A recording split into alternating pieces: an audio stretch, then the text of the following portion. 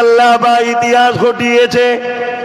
ইতিহাস আমাদের জন্য শিক্ষা দিচ্ছে, আমাদের এখানে শিখতে হবে।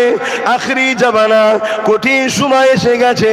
মাথায় টুপি, মুখে দাড়ি, পরনায় জুব্বা রেখে মুসলমান দাবি করে এই রকম লোক যদি হতভাগা আকবরের সঙ্গে মিশে গিয়ে দ্বীনে ইলাহি লিখতে পারে, তাহলে আজকের দিনে তো এই রকম মুসলমান সমাজে আছে।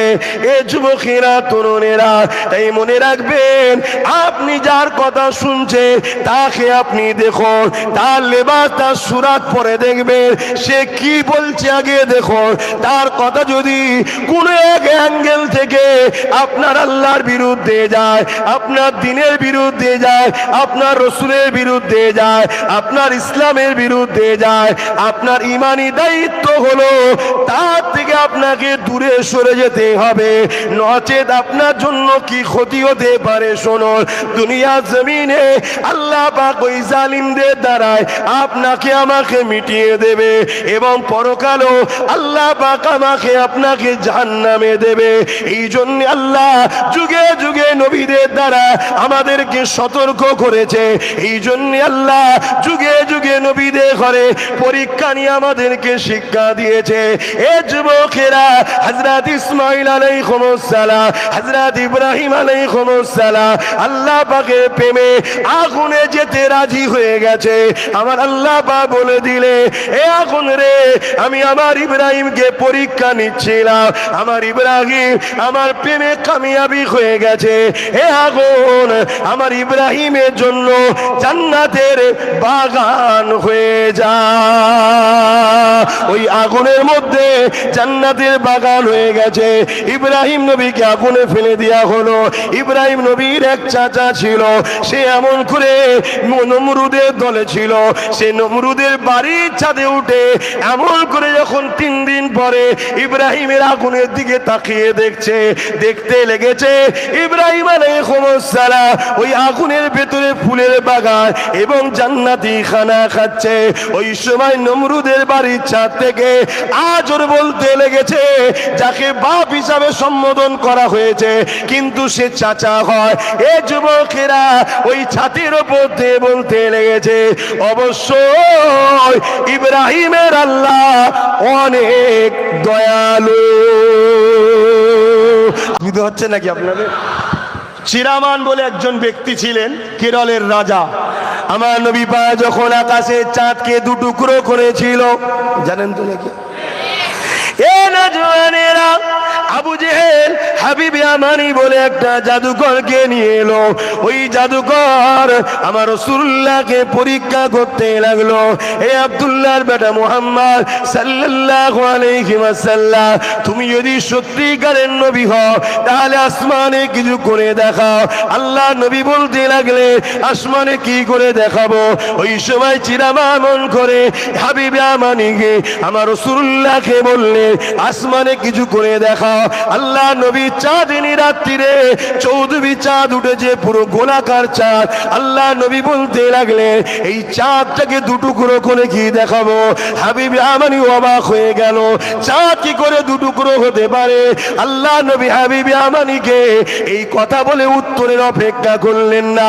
নবী আমার সাদা উঙ্গলিটাকে চাঁদেরই মাথা থেকে ও মাথা টান দিলেন, সঙ্গে সঙ্গে চাঁদ 2 টুকরো হয়ে যায়। এ নবীর উম্মতেরা, সেই নবীর দিন, মসজিদ, মাদ্রাসা, কোরআনের দিনকে বাঁচাবার জন্য আমরা কি আমাদেরকে 2 টুকরো করতে পারবো না? আরে চাঁদ যদি আমাদের থেকে আশরাফুল মখলুকাত চাঁদ নয়, আমরা মানুষ হলাম আশরাফুল মখলুকাত। চাঁদ যদি নবী পাকের জন্য নিজেকে নিজে 2 টুকরো করে দিতে পারে, সেই নবীর দিনের দুশমনদের বিরুদ্ধে, সেই কোরআনের দুশমনদের বিরুদ্ধে, আর মসজিদ মাদ্রাসার দুশমনদের বিরুদ্ধে, মুনাফিক মুসলমানদের দুশমনদের দূরে থেকে এমন করে আমরা কি নিজেদের ঘরে আল্লাহর দ্বীনের জন্য কুরবানি করতে পারবো না? মৃত্যু তো অবশ্যই একদিন না একদিন হবে। এ যুবকেরা, তরুণীরা, বাপেরা, এই দৃশ্য যখন মক্কা জমিনে নবী পাক চাঁদকে 2 টুকরো করে দিল, ওই দিনেতে ভারতের জমিনে কেরলে একটা রাজা ছিল চিরামান। সে বসে বসে দৃশ্যটা দেখছিল। ওই তারিখটাকে নোট করে রেখেছিল। পরে যখন আরব থেকে এমন করে ব্যবসার জন্য হযরত আব্দুল্লাহ হুজুর যখন এমন করে ভারতের জমিনে আসে, তিনাকে জিজ্ঞাসা করা হয়েছিল, এ মুহাম্মদ রাসূলের অনুচর, তোমরা তো আসমানি কিতাবের খবর রাখো, বলতে পারবে ওই দিনে চাঁদ দু টুকরো হয়েছিল কেন? ওই সময় নবী পাকের সাহাবী বলেছিলেন, ওই দিন চাঁদ আল্লাহ নবীর উংলির ইশারায় দু টুকরো হয়েছিল। এই কথাটা শোনার সাথে সাথে বাদশা চিরামান আর দেরি না করে এমন করে নৌকো জাহাজ দিয়ে পাড়ি দিয়ে মক্কা জমিনে চলে যায়, আরবে চলে যায়, গিয়ে আমার রাসূলুল্লাহর কাছে পৌঁছে গিয়ে ইমানের কলেমা পড়ে মুসলমান, ইসলাম কবুল করে নিয়েছিল। আরো জোরে বলুন সুবহান। সেই দিনকারের একটা মসজিদ কেরলের চিরামানে আছে, আমি গিয়ে দেখে এসেছি। ওখানে মাহফিলে গেছিলাম, তারা ঘুরতে নিয়ে গিয়েছিল। সেই মসজিদ 1450 বছর আগেকারের মসজিদ দাঁড়িয়ে আছে, ওইগুলো টার্গেট। তার মানে মসজিদ যদি 1450 বছর আগে থাকে, তার মানে ভারতবর্ষে 1450 বছর ধরে মুসলমান আছে। তাহলে যে মুসলমান এত হাজার হাজার বছর ধরে আছে, এই মুসলমানকে কেন্দ্র সরকার তাড়াতে পারবে? পারবে না। এই জন্যই পরিকল্পনা করছে আগে মুসলমানদের হাজার বছরের মসজিদ, হাজার বছরের কবরস্থান, হাজার বছরের ঈদগাহ, হাজার বছরের ঐতিহাসিক স্মৃতিগুলোকে প্রথমে মিটিয়ে দাও। মিটিয়ে দেওয়ার পরে বলবো, তোমরা যদি হাজার হাজার বছর ধরে থাকতে, তোমাদের ধর্মীয় পেহচান কই? কথা মাথায় ঢুকছে? আর সেই কাজে সেই কেন্দ্র সরকারের উপকার করছে আমার রাজ্য সরকার। তাহলে ইনি কি ঠিক করছে না অন্যায় করছে? জোরে বলুন। আর রাজ্য সরকারের সঙ্গে কিছু মুনাফেক মুসলমানরা এখন সাথ দিয়ে হই হই করছে। কি দিচ্ছে না দেয়নি? এই মুনাফেক মুসলমানগুলোকে চিনুন। এরা সুযোগ পেলে টুক করে লাভ মেরে বলবে ইসলাম ছেড়ে দিলাম। কি বলবে? ইসলাম ছেড়ে দিলাম। আপনি হয়তো আমার কথা ভাবতে পাচ্ছেন না, কিন্তু আমরা ইতিহাস পড়া ছাত্র, আমরা তারিখে হাদিস পড়েছি, আমরা লাইফে বহুত কিছু ইতিহাস পড়েছি, যেখান থেকে আমরা দেখেছি। যেমন কিছুদিন আগে কাশ্মীরের পাহেলগামে হামলা হলো না? হামলা করলো যারা, তারা সন্ত্রাস, দেশদ্রোহী, সমাজ বিরোধী, তাদেরকে প্রকাশ্য ফাঁসি দেওয়া হোক, আমরা একমত, ঠিক না বেঠিক? কিন্তু হামলা করলো কারা? এমন তো নয়, এমন তো নয়। একদিক দিয়ে হামলা করানো হচ্ছে, আর একদিক দিয়ে গুণ গাওয়া হচ্ছে, দরদ দেখানো হচ্ছে। এ কথা বুঝছেন তো নাকি? যারা হামলা করেছে ওদের ফাঁসি দেওয়া হোক, আমরা চাই। কিন্তু এই হামলার পরে আপনারা সোশ্যাল মিডিয়ায় দেখেছিলেন কি? কয়েকজন লোক বলছে আমরা ইসলাম ছেড়ে দিলাম। এই কে কে দেখেছেন একটু হাত তুলে বলুন। এই দেখেন, দেখেছি। এগুলো সব রাখা আছে। আমি আর একটু বলছি, আপনারা শুনুন। অন্য ধর্ম থেকে মানুষ ইসলামের দিকে আসছে না আসে না? এই জোরে বলেন। কিছু কিছু লোক ইসলাম থেকে অন্য ধর্মে যাচ্ছে না, যায় না? অন্য ধর্ম থেকে ইসলামে আসলে সেগুলোর প্রচার হয়, সেগুলোকে জানা যায়। ইসলাম থেকে অন্যদিকে যাচ্ছে, সেগুলো কোথায় যাচ্ছে? সেগুলোর খবর কি? সেগুলো কোনো প্রচার হয় না। সেগুলোকে ইসলাম বিদ্বেষীরা ট্রেনিং দিচ্ছে। তুই মুসলমান সেজেই থাক, তোর নামটা মুসলমানই রাখ, তোকে আমরা পিছন থেকে অর্থ দেবো, প্রশাসন পাওয়ার দেবো, বোম বন্দুক দেবো, তুই ক্ষমতা দখল কর, দখল করে মুসলমানদের উপরে হুকুমত চালা, মুসলমানকে তেড়ে ফুড়ে বেরোতে দিবি না, মুসলমানকে মাথা তুলতে দিবি না। যখন সময় হবে তোরা টুক করে লাভ মেরে চলে আসবি। এই পরিকল্পনা আজও চলছে। আমি জানি না আমার কথা আমার যুব সমাজ নিতে পারছে কিনা, কিন্তু আমার ডিউটি আছে। আল্লাহ আমাকে ডিউটি দিয়েছে। উম্মতে মুহাম্মাদিকে বুঝাবার জন্য নবীর মেম্বারে উঠেছি। তাই উম্মতে মুহাম্মাদিকে বলে যাচ্ছি, খুব কঠিন পরিস্থিতি আসছে। লুহা না হলে লুহা কাটা যায় না। জালিমদের মোকাবেলা করতে গেলে জালিমরা যে পাওয়ারে করছে, ওই পাওয়ারকে দখল করতে হবে। আজকে যদি আমার কথা তোমরা শুনতে, তাহলে আজকে বলো তো দেখি, এই যে চেয়ারে বসে আছি, এই চেয়ারের 4টে পায়া আছে। যদি একটা পায়া আমাদের হাতে থাকতো, তাহলে তাহলে আমার রাজ্য সরকার কি বলতে পারতো দিল্লি চলে যাও? ধরুন উনি বসে আছে, কিন্তু উনার চারটে পায়ের মধ্যে একটা পায়ে আমাদের হাতে আছে। উনার ক্ষমতা ছিল তখন এ কথা বলার যে দিল্লি চলে যাও, কেন উনি জানে আমার পায়া খুলে নিলে আমি পড়ে যাব। তাই মুসলমান খুব চিন্তা ভাবনা করো, যত কষ্টই হোক, যতই ত্যাগ স্বীকার করতে হোক, যত যা কিছু দিতে হয় দাও, যা কিছু নিতে হয় নাও, এই বাচ্চাদের ভবিষ্যতের স্বার্থে, এদের ভবিষ্যতের স্বার্থে নিজেদের ঘরে মজবুত হতে হবে। 50, 60, 70টা লাঠি তৈরি করতে হবে কুকুর মারার জন্য, না আগামী দিন বাঁচতে দেবে না এরা। তোমাদেরকে বারবার বলে যাচ্ছি, আমি আব্বাস সিদ্দিকী আমাকে নিয়ে বলছি না, এই যে আমাকে প্রায় কয়েকশো মোটরসাইকেল তকবীর দিয়ে ইস্তেকবাল করতে করতে নিয়ে আসছে, এরা গেলে আমার টেনশন বেশি বেড়ে যায়।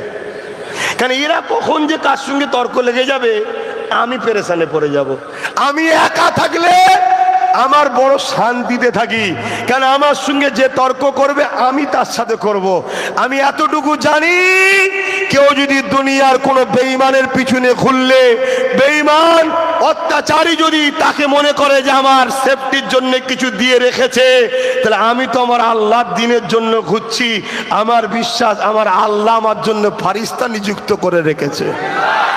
অতএব এখন দোয়া হবে। কথা এসে গেছে যখন বললাম, যারা আমার সঙ্গে এসেছিলে মোটরসাইকেলে, যে যার মতো ঘরে যাবে, আমার সঙ্গে যাবে না। তোমরা গেলে আমি বেশি টেনশনে থাকি ভাই, শুনছেন না শোনেন নে, আমি বেশি টেনশনে থাকি।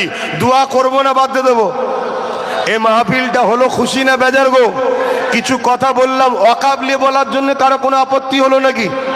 এই ওয়াকাবলে আপত্তি হলো? আর মোমেনকে মুনাফেককে চিনাবার জন্য কয়েকটা কথা বললাম, আপত্তি হলো? আসুন একটু দাঁড়িয়ে যাই, সালাম দেবো। ইয়া নবী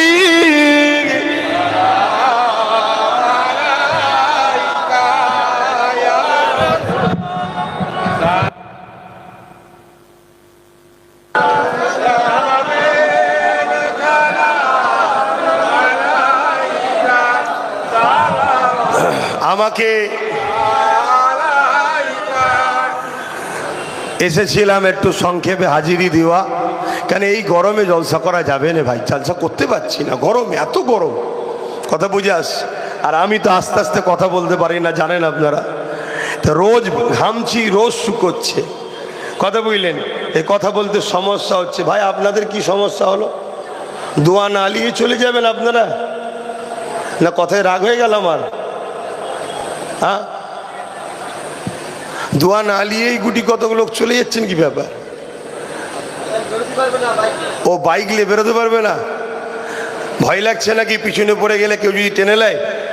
আচ্ছা আমি নামাজ পড়ে শেষেই বেরোবো খনি, যা আমি অন্ধকারেই বেরোবো খনি। আরে কখনো কখনো নিজেকেও টেস্ট করতে হয়, আমি হকের ওপরে না ভুলের ওপরে। হকের ওপরে থাকলে বেশাক আল্লাহ সাহায্য থাকবে, ঠিক না বে ঠিক গো? হ্যাঁ, অত চিন্তা করো কেন? অত চিন্তা করো কেন? তো যাক, আমি সালাম পড়বো তার আগে দাঁড়িয়ে একটা কথা। আচ্ছা সালামটা পড়ে নি। ইয়া নবী সালাম, ইয়া রাসূল, ইয়া হাবিব সালাম, সালাওয়াতুল্লাহ। কঠিন আসো ওরের দিনে, কি আছে মোদের কপালে, গুনাহগার উম্মাহ আত আপনার লইবেন সঙ্গে মাশরে। নবী সালাম, ইয়া রাসূল, ইয়া হাবিব সালাম, সালাওয়াতুল্লাহ। সকলে গায়ে গায়ে বসুন, এখনই দোয়া হবে, সকলে বসুন, কেন সময় কম। ভাইয়ের আমার একটা ছোট্ট কথা একটু বলি নাকি? এ মাহফিল হলো আমি আসলাম, কিছু কথা বললাম, আপনারা কি কষ্ট পেলেন? তবে যেটা বলেছি দিনের স্বার্থে বলেছি, নবীর উম্মতকে বাঁচাবার স্বার্থে বলেছি। বলাটা কি অপরাধ হয়েছে? কারা কারা আমার কথাতে খুশি হয়েছেন একটু হাত তুলে দেখান। আলহামদুলিল্লাহ। এখন আমি ছোট্ট আর একটা আবদার করব, রাখবেন তো? একটু পকেটে হাত দিতে হবে, যার যা খুশি মাহফিলে শরীক হতে হবে। কি রাখবেন না? পকেটে হাত দেন, ছেলেরা যাচ্ছে। আর সকলে বিসমিল্লাহ শরীফের সঙ্গে দরুদ শরীফ, সূরা ফাতিহা শরীফ, ইখলাস শরীফ পড়ুন। আমার যেসব ভাইয়েরা গুড়া 50-60-100 ভাই দোয়া না আলিয়ে মোটরসাইকেল বার করার আগে চলে যাচ্ছেন, আমি ওই ভাইদেরকে বলবো এরম করবেন না। দোয়া থাকলে আর এরকম মোটরসাইকেল কেন, কত 4 চাকা চলে আসবে। দোয়া নিতে হয়, কথা বুঝে আসছে? অতএব তাড়াতাড়ি দেন। আর গরমের সময় আর নাই আরো আগে এসে আগে উঠা যেত 2 থেকে 4।